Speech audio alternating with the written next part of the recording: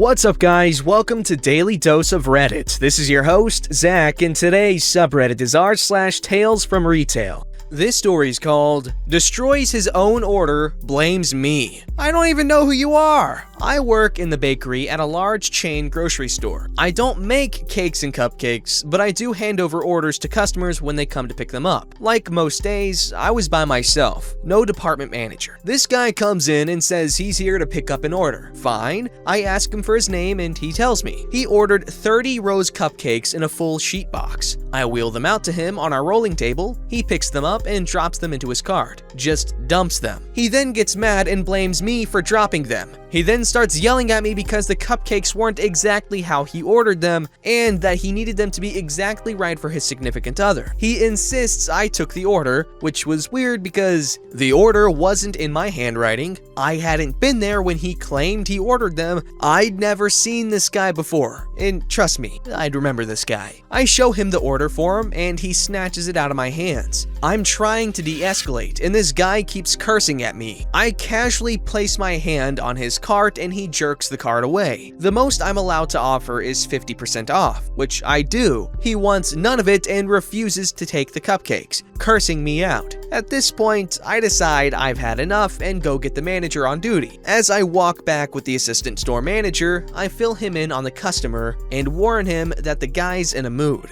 When the assistant store director and I get back to my department, customer has the box open and is messing with the cupcakes. Assistant store director introduces himself and asks what the problem is. I stand next to the counter with my best poker face on. Customer explains that he ordered them just so, that I took the order, that I dropped them, yada yada. Assistant store director offers the customer the cupcakes free of charge if he will leave now. Customer refuses and curses us out again. I'm never coming to store again, and leaves without the cupcakes. Assistant store director and I just look at each other. I told you he was something. Assistant store director leaves and I wheel the cupcakes back into my department. All the adrenaline I'd been holding back released because I was concerned this guy was going to get violent. I know some martial arts, but I don't know how I'd fare against an angry fat guy who looks like he works with his hands. All the yelling and cursing and snatching things away had put me on edge. Once my hand stopped shaking, I made a note explaining why the cupcakes were still here and went back to work. About 15 minutes later, the phone rings. Guess who it is? I want to talk to the bakery manager.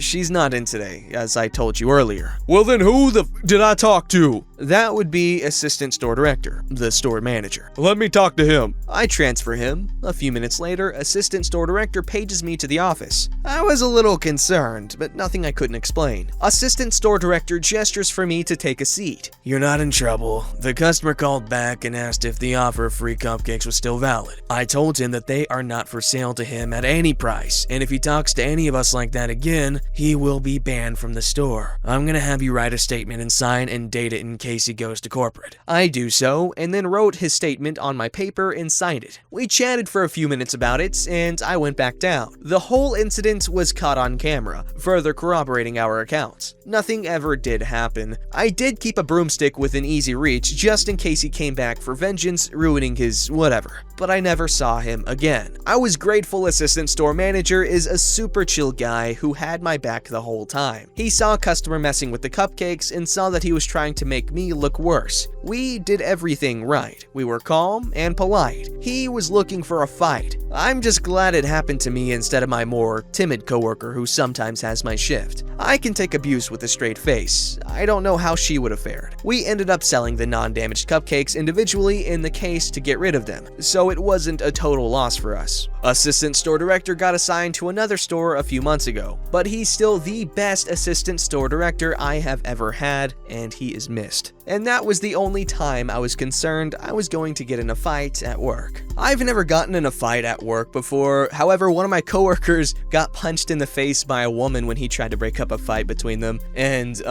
however, there was this one guy that was digging through our dumpster, and I told him he had to leave, and I had a crowbar with me just in case. It was up my sleeve. And he was getting kind of hostile towards me, but I was like, dude, get the hell out of here before I call the cops. And he eventually backed away. He kept saying, I've got a knife, man. But I didn't believe him. That was probably really stupid of me, though.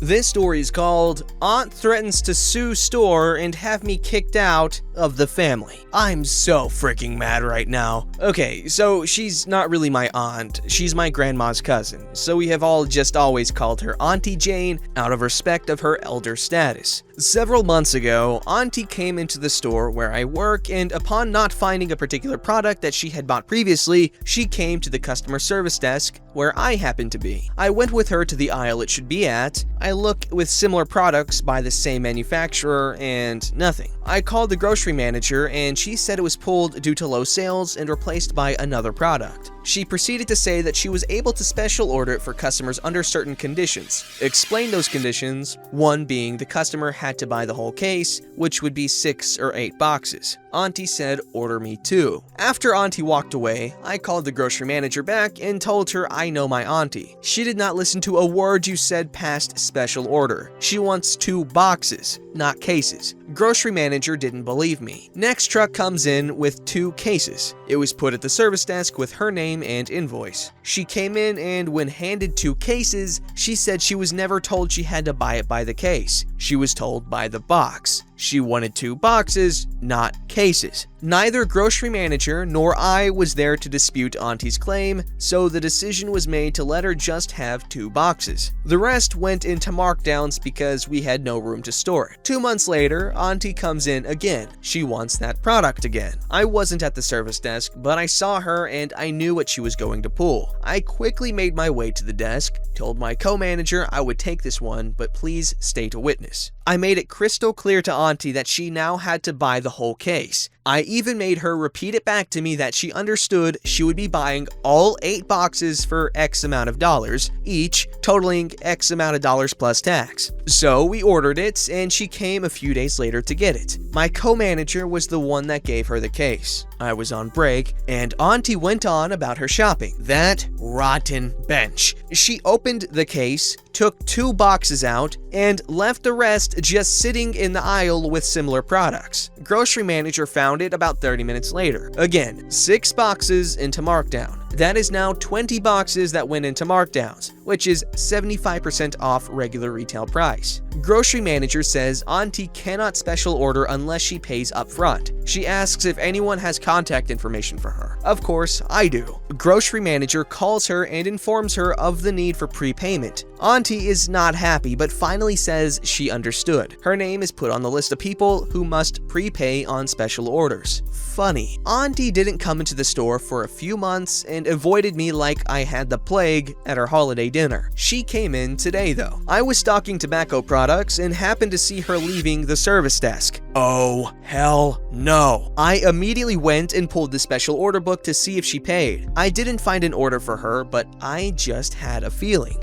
I looked again, and there it is. She ordered it under her daughter's name. I called grocery manager and showed her. By now, she believes me that this woman is my auntie, so she sees what is going on. I went with grocery manager to find Auntie. We also took the store manager with us. When confronted, Auntie swore her daughter did, in fact, want a case of it. Auntie was told straight up we knew what she was attempting to pull and she had to pay or the order would be canceled, and it would now be in the book to not order this product for anyone. She again said it was for her daughter. I said I was calling her daughter and pulled out my phone. Oh my sweet Lord. My auntie turned into a raging beast, spitting fire and brimstone. She started screaming how the store was discriminating against her due to her age and not understanding their complicated policy. She was getting a lawyer and suing if we didn't order what she wanted, and You, Missy, I'm almost 50. you are out of the family for allowing these people to treat me like this. You are banned from all future Family name. functions. No one will ever speak to you again, and no one from our family will ever shop here again. We will own this store once I'm done.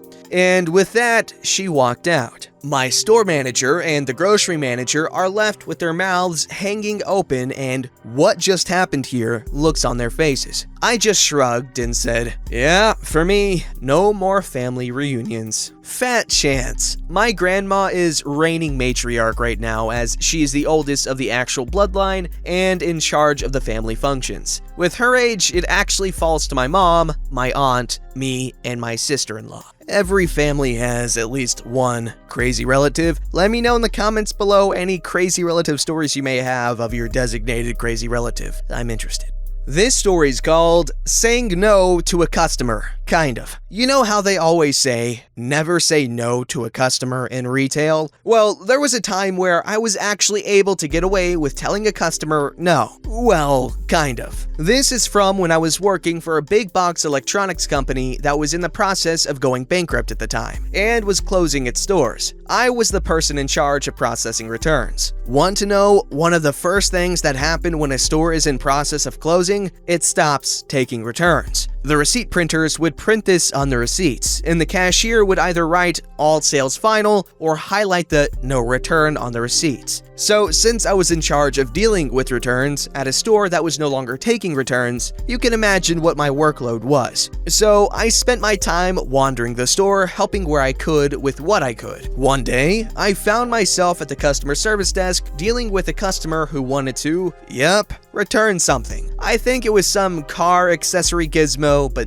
I don't remember. I just remember that it was sold for $28.20. Yeah, I know, my brain remembers some crazy pointless things. Anyway, his receipt had it written in red magic marker, no returns on it. So cue a 10 to 12 minute conversation that went something like, I want to return this. I'm sorry, sir, but we're no longer accepting returns. Why not? Because the store is closing. But I want to return this. I'm sorry, sir, but we're not accepting returns anymore. But I drove down here to return this. I'm sorry, sir. As it says on your receipt, we are not accepting returns anymore. But I need to return this. I'm sorry, sir, but we are no longer accepting returns. Why not? Because the store and company are closing. All sales are final. But I bought it last week, so I'm in the returns period. Yes, sir, you would be in the returns period if the company were accepting returns and were undertaking normal operations. But we are closing, so all sales are final as it says on your receipt. But I need to return this. I'm sorry, but all sales are final and we are not accepting returns. But I want to return this. I think you can fill in the rest of the 10-minute conversation. With each repetition, this guy is getting just that little bit more pissed off as he is trying to gear to strong-arm his way into making us take a return. For the record, we were incapable of actually performing a return. The entire function had been disabled in the registers,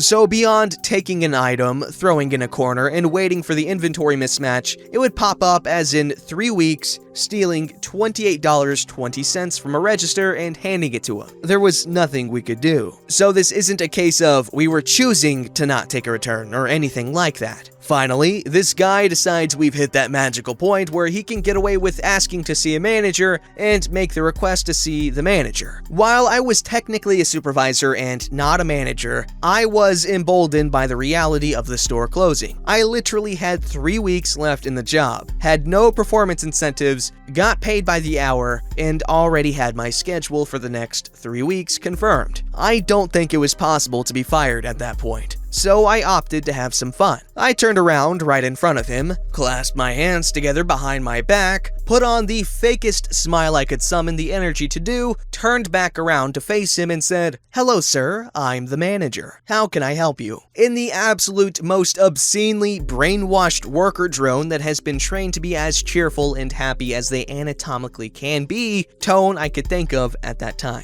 Dude turns tomato red and gets super pissed off. He starts screaming about calling corporate and getting me fired. Still having some fun with this, I pick up the phone and dial the corporate number, put it on speaker, and crank the volume to max. "Hello and thank you for calling. Company name. We regret to inform you that company name will be closing its doors on date. But you can still cash in on some great deals. Be sure to check out our stores for closing deals on the latest hot tech. Be advised that all sales are final and we are not accepting any returns. Thank you for your business." played over the speaker, followed by a moment of silence before it repeated. The guy just gets more pissed and declares that he was going to sue us and stormed out, leaving the item he wanted to return on the counter. Never did hear anything else from him. It's annoying. The only reason customers are jerks and entitled like that is because you're always nice to them. I wish it was common practice for people, if customers were being a bit rude to them, that they could be like,